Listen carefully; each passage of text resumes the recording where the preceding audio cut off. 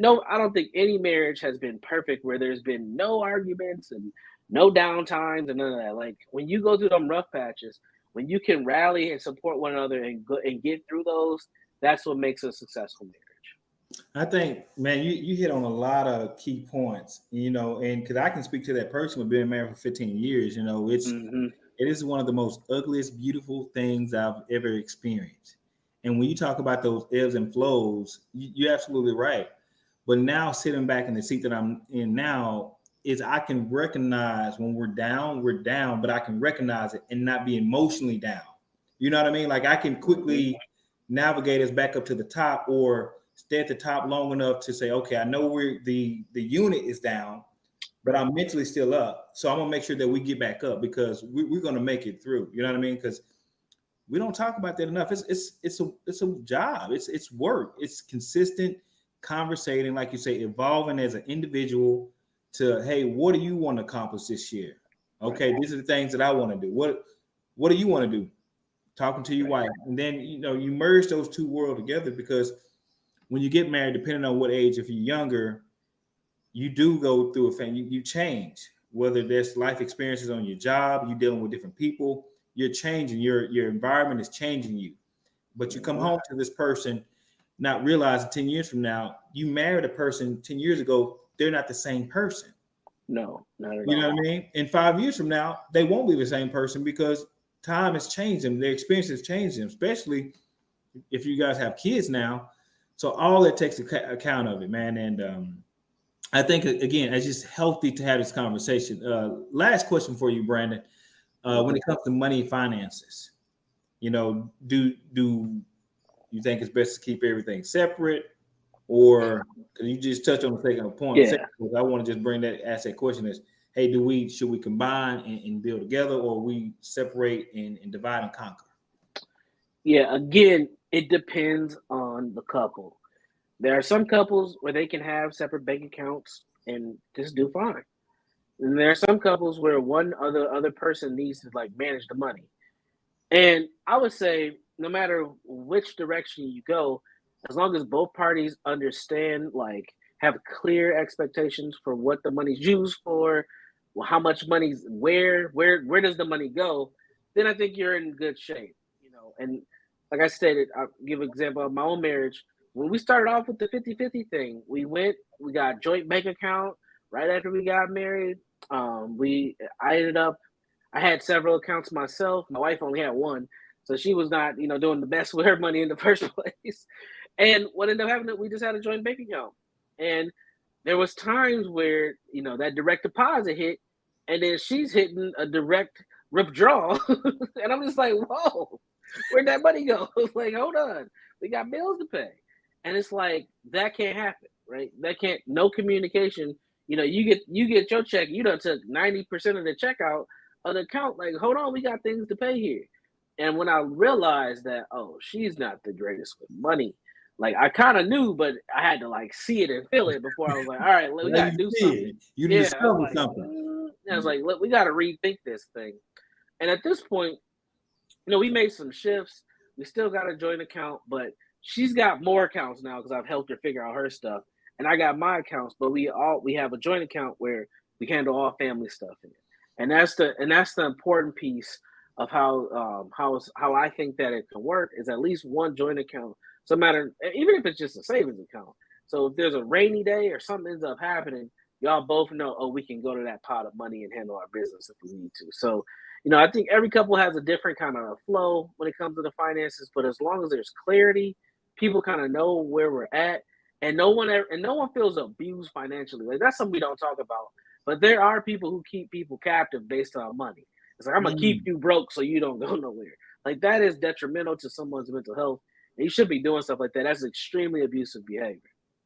that's right, man. Listen, family, I told you guys, these conversations are important and they're needed, and that's why once a month we want to tap in and do these mental health conversations called "Get Your Head in the Game." And tonight, I think we covered a good amount of mental health perspective from a marriage lens, and we walked through the steps. Brandon talked about the framework, the beginning, middle, and the golden years, right? When you grandparents, but hopefully, this conversation can start the dialogue between the husband and wife or the partners and communicate. People change. Brandon, man, thank you so much, man, for coming on again, sharing your wisdom.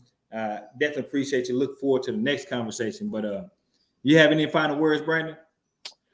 Yeah, I want to share my definition for a healthy relationship. I think that's important for us to consider when we're thinking about what's healthy, because I think we can identify a lot of characteristics in what's healthy, but when it comes to what's healthy for us, it's hard to define it, right? And when I did my groups, I used to have men's groups doing with young boys all the way up to like grown men. When we talked about healthy relationships, I used to do this exercise. And I used to go to a whiteboard or a flip chart and I'll say, tell me what's in a healthy relationship. And these men would list off like 15 things: loyalty, money, sex, communication, trust, all these things, right? And then I would say, raise your hand if you, in your lifetime, if you've seen a relationship that had all those things in it. No one would raise their hand. Literally, no one raised their hand.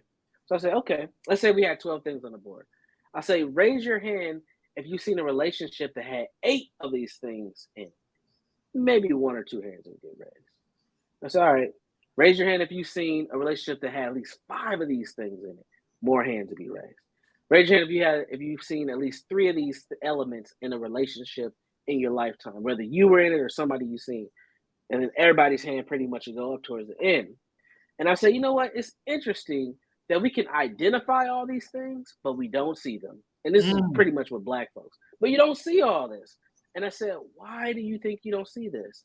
And no one ever had an answer. And I think one of the reasons is because we don't know how to define a healthy relationship, because so many of our relationships for so long, whether in our personal lives or in our media, have been so toxic. That's the expectation. So that's the foundation expectation. So that's what people work from. And they think it's okay. So I would ask them, well, when have you seen relationships like this? And guess what they all go to? The Cosby Show. They always say the Cosby Show. They always say that's the only time they've ever seen a relationship with all that. And it's real talk. Real talk, though. Which has been off for how long? When did the Cosby Show go off the air? 92? 94, maybe? Yeah, that's a long time ago. That's a long time ago. So think about that. Most people in their lifetime, let's say they're 35 and up, haven't seen a healthy relationship since the Cosby Show.